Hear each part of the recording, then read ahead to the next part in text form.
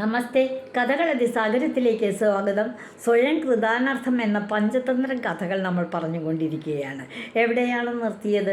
നെയ്ത്തുകാരൻ്റെ വീട്ടിൽ ചെന്നിട്ട് അദ്ദേഹത്തിൻ്റെ ഭാര്യ ചാലിയൻ്റെ വീട്ടിൽ ചെന്ന് പതുങ്ങി നിന്ന സന്യാസി കണ്ട കാഴ്ചകളാണ് കഴിഞ്ഞ കഥയിൽ പറഞ്ഞത്. ചാലിയെത്തി പുറത്തുപോയി. ഉടനെ വരുന്ന ചാലിയൻ കൂട്ടിച്ച് വെളിവ് കേട്ട് ലഹരിക്കടിമയായ ചാലിയൻ അവളെ വീണ്ടും പിടിച്ചു കൊണ്ടുവന്ന് കെട്ടിയിട്ടു. ഉടൻ തന്നെ ദാസി എന്നിട്ട് അയാൾ അകത്ത് പോയി കിടന്നുറങ്ങി. ഈ സമയത്ത് ദാസിയുടെ സഹായത്തോടെ ചാലിയെത്തി വീണ്ടും കാമുകനെ സന്ദർശിക്കാൻ പോയി. അപ്പോൾ ആ സമയത്ത് സ്വയം ബന്ധനസ്ഥയായി ദാസി അവിടെ നിന്നു. ആ ഉറക്കമുണർന്നു കഴിഞ്ഞ വഴിക്ക് ഈ ചാലിയൻ ഓടിച്ച് എന്തൊക്കെയോ ചോദ്യങ്ങൾ ചോദിച്ചു ചാലിയെത്തിയോട്. ചാലിയെത്തിയാണെന്ന് കരുതി ദാസിയോട്. ദാസിയൊന്നും വേണ്ടിയില്ല, താനാണെന്ന് പറഞ്ഞാൽ അതിലും വലിയ പുലിവാല ഊലൊന്ന് വിചാരിച്ചിട്ട് ഇയാൾക്ക് ദേഷ്യം വന്നൊരു കത്തിയെടുത്ത് ദാസിയുടെ മൂക്ക് അങ്ങോട്ട് അരിഞ്ഞു കളഞ്ഞു. അപ്പം അതിലും വലിയ അബദ്ധമായില്ല. ഇത് മിണ്ടാതിരുന്നത് കൊണ്ട് എന്തൊരു വലിയ അപകടം പറ്റി എന്നൊക്കെ വിചാരിച്ച് നിൽക്കുമ്പോഴത്തേക്ക് ഇയാൾ വീണ്ടും അകത്ത് പോയി കിടന്നുറങ്ങുകയും ചെയ്തു. ചാലിയെത്തി വന്ന് എന്തു പറ്റിയിടി നിനക്ക് എന്നൊക്കെ ചോദിച്ചു. അപ്പം ഉണ്ടായ സംഭവമൊക്കെ പറഞ്ഞു. വേഗം ദാസി അയച്ചുവിട്ട് നീ പൊക്കോ, നിൻ്റെ വീട്ടിലേക്ക് പൊക്കോ എന്ന് പറഞ്ഞയച്ചു. അവിടെ ബന്ധനസ്ഥനായ വിധത്തിൽ അവിടെ നിന്നു. ചാലിയം കുറേ കഴിഞ്ഞോണമെന്ന് നിന്നപ്പോൾ മൂക്കരിഞ്ഞ ഭാര്യ അതേ അതീവ സുന്ദരിയായിട്ട് വീണ്ടും മൂക്കിനൊന്നൊരു കുഴപ്പമില്ല. അരിഞ്ഞു കളഞ്ഞ മൂക്ക് എങ്ങനെ വന്നു എന്ന് ചാലിയത്തിയോട് തന്നെ ചോദിച്ചു. ചാലിയത്തിയോട് അതേ ഇതൊക്കെ പാതിവൃത്യത്തിൻ്റെ മെച്ച, അതിൻ്റെ ഗുണം കൊണ്ടാണ്. ഞാൻ പതിവൃതിയാണ്, എനിക്ക് നിങ്ങളോട് രണ്ടൊരാളോട് ഒരു സ്നേഹമില്ല, ഒരു ബന്ധവുമില്ല എന്ന് മൂത്തപ്പറന്നോണേ ഇങ്ങോട്ട് പറഞ്ഞു. അതുകൊണ്ട് അത് കേട്ടിട്ട് ചാലിയൻ ശരിയാണോ, പക്ഷേ ഈ നടന്ന സംഭവങ്ങളെല്ലാം കണ്ടു നിൽക്കുന്ന സന്യാസി അവിടെ ഉണ്ടായിരുന്നു. ആഷാഢഭൂതിയെ തൻ്റെ സമ്പാദ്യവും കൊണ്ടുപോയ ആഷാഢഭൂതിയെ തേടി തേടി നടക്കുക സന്യാസി. ഉടൻ തന്നെ ഈ ദാസി പോയ വീട്ടിലേക്ക് ഈ സന്യാസി പോയി. അവിടെ ചെന്നപ്പോഴത്തെ കഥ എന്താ? ശൂരകൻ ഇതൊന്നും അറിഞ്ഞിട്ടില്ല, ദാസിയുടെ ഭർത്താവേ.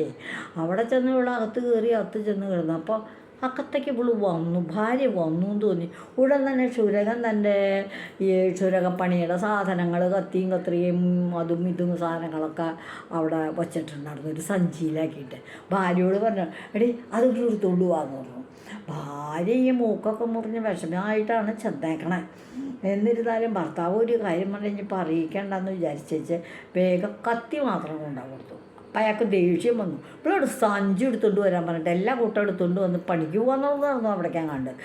അപ്പം ഉണ്ട് ഇപ്പോൾ കത്തിയും കൊണ്ടുവന്നേക്കണം. ഇവർ കത്തി കൊണ്ടുവന്ന് അവിടെ വച്ചിട്ട് ഭാര്യ അകത്തേക്ക് പോയി. ശൂരകന് ദേഷ്യം വന്നിട്ട് ഈ കത്തി എടുത്തൊറ്റ ഏറ കൊടുത്തു. പിന്നെ മുറിക്കകത്തുനിന്ന് കേൾക്കണതേ അയ്യോ പാവോന്നുള്ള വലിയ കരച്ചില. എന്താ കാര്യം? ഈ ശൂരകത്തി ദാസി എന്ത് ചെയ്തു എന്നറിയാമോ? ഈ കത്തി ചെന്ന് ഈ മുറിഞ്ഞു പോയ മൂക്കിൻ്റെ മീത്തെ കൂടി അങ്ങോട്ട് പോയി. അപ്പം എന്താ, മുറിഞ്ഞതിൻ്റെ മീതെ ഇത്തിരി കൂടി അങ്ങോട്ട് മുറിഞ്ഞു. അപ്പോൾ ശൂരകൻ മൂക്ക് അരിഞ്ഞതുപോലെയുള്ള അനുഭവമാണ് കാണുന്നവർക്ക് ഉണ്ടാവുക. വാസ്തവത്തിൽ ദാസിയുടെ മൂക്ക് നേരത്തെ അരിഞ്ഞുണ്ടായിരുന്നു. ആരെ? ചാലിയെ. കത്തിമ ചോരയും കാര്യങ്ങളും ദാസി അവിടെ കിടന്നതാവണു ശൂരകൻ്റെ ഭാര്യ.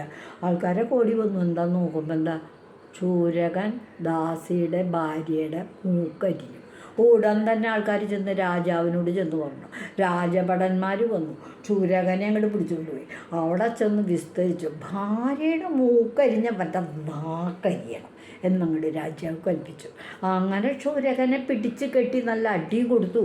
ഇത് കൂടാണ്ട് ഇവൻ്റെ നാക്കരിയാനായിട്ട് വട്ടം കൂട്ടാം. അപ്പോഴത്തേക്കും സന്യാസി അവിടെ ഓടിച്ചെന്നു. സന്യാസി പറഞ്ഞു, ഞാൻ ഇന്നാരാണ്.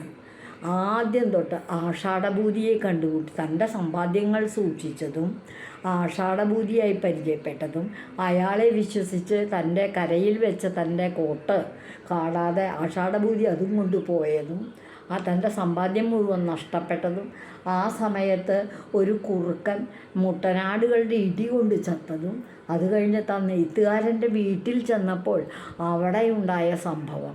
ചാലിയെത്തി കാമുക ദർശനം നടത്തി തിരിച്ചു വന്നപ്പോൾ അവൾക്ക് വേണ്ടി കള്ളത്തരം ഒളിച്ചു വെച്ച് ഒരാവശ്യമില്ലാത്ത കാര്യം അത്. എന്നാലും ഒളിച്ചു വെച്ച് അവിടെ നിന്ന് ദാസിക്കുണ്ടായ അനുഭവവും ചാലിയന്നെ ഉണ്ടായ അനുഭവവും ഇതൊക്കെ കഴിഞ്ഞിട്ട് ഇവിടെ വന്നു കഴിഞ്ഞപ്പോൾ ഈ ക്ഷുരകൻ്റെ ദാസിക്ക് ക്ഷുരകനുണ്ടായ അനുഭവവും ഇതിൻ്റെ ശരിയായ രൂപം സത്യസന്ധമായിട്ട് സന്യാസി രാജാവിനെ അറിയിച്ചു. അപ്പോഴാണ് ഈ കാര്യം വ്യക്തമായത്.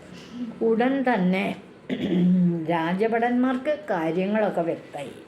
അവർ വേഗം തന്നെ ക്ഷുരകനെ പിടിച്ചുകൊണ്ട് രാജകൊട്ടാരത്തിൽ ചെന്നു.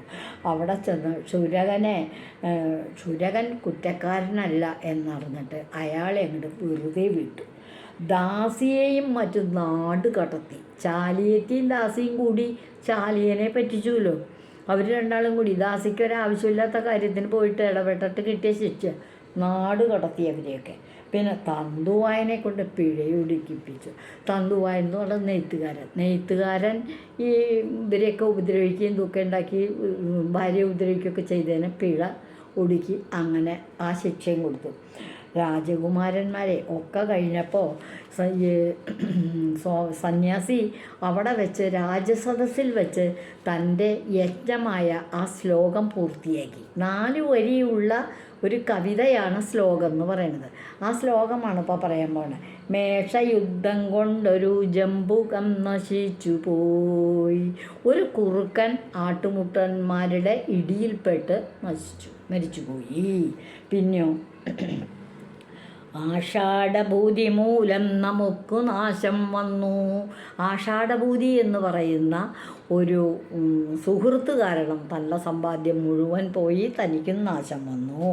തന്തുവായൻ്റെ മൂലം ദൂതിക്ക് നാശം വന്നു. ദൂതിക്ക് വെച്ചാൽ ദാസിക്കും നാശം പറ്റി ഈ നെയ്ത്തുകാരൻ്റെ ദുഷ്പ്രവർത്തി കാരണം. താൻ തന്നെ ജനിപ്പിച്ചോരനർത്ഥത്രയമിതം. ഓരോരുത്തരും തന്നെത്താൻ ഉണ്ടാക്കി വെച്ച ആവശ്യമില്ലാത്ത കാര്യങ്ങളിൽ ഇടപെട്ട തനിക്ക് തന്നെ ഉണ്ടായ അനർത്ഥങ്ങളാണ് ഇവ എല്ലാം. താൻ തന്നെ ജനിപ്പിച്ചോരനർത്ഥത്രയം. 3 അനർത്ഥങ്ങളാണിതിൽ ഈ കഥയിലുള്ളത്. സന്യാസിക്ക് പറ്റിയ അനർത്ഥം ആഷാഢഭൂതിയായിട്ട് കൂട്ടുകൂടേണ്ടൊരു കാര്യമില്ല. ആഷാഢഭൂതിക്കുണ്ടായ നെയ്ത്തുകാരനുണ്ടായത്, ആഷാഢഭൂതിക്കുണ്ടായത്, ഇതെല്ലാം തന്നെ തന്നെത്താൻ വരുത്തി വച്ച വിനയാണ് എന്നുള്ള കാര്യം പറഞ്ഞ് മനസ്സിലാക്കി കൊടുത്ത് മഹാഗുരു രാജകുമാരന്മാരെ സ്വയം കൃതാനർത്ഥം വരുത്തുന്ന വിനകളാണ് കേട്ടോ, നാശങ്ങളാണ് കേട്ടോ ഇവയൊക്കെ എന്ന് പറഞ്ഞ് ആ കഥ അവസാനിപ്പിച്ചു. നമുക്ക് ഈ കഥ അവസാനിപ്പിക്കാം.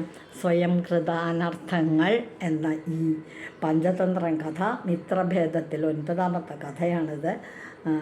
ഈ കഥ കഴിഞ്ഞു. അടുത്ത ദിവസം നമ്മൾ 10ാമത്തെ കഥയിലേക്ക് പോവുകയാണ്. ഇതുവഴി വന്നാലും ഇത്തിരി നേരം ഇരുന്നാലും കഥകൾ കേട്ടാലും കളിയായി പറയും കഥയാണേ, കാര്യം പറയും കഥയാണേ. പഞ്ചതന്ത്ര കഥകളിലേക്ക് നിങ്ങളുടെ മനസ്സ് വരട്ടെ, നിങ്ങളത് വായിക്കട്ടെ, കേൾക്കട്ടെ. പറ്റുമെങ്കിൽ ആർക്കെങ്കിലുമൊക്കെ പറഞ്ഞു കൊടുക്കും. കഥ പറയുന്നത് അതും ഒരു കലയാണ്, അതൊരു സുഖമാണ്. ഞാൻ നിങ്ങളുടെ മാലതി ചേച്ചി. എല്ലാവർക്കും നന്ദി.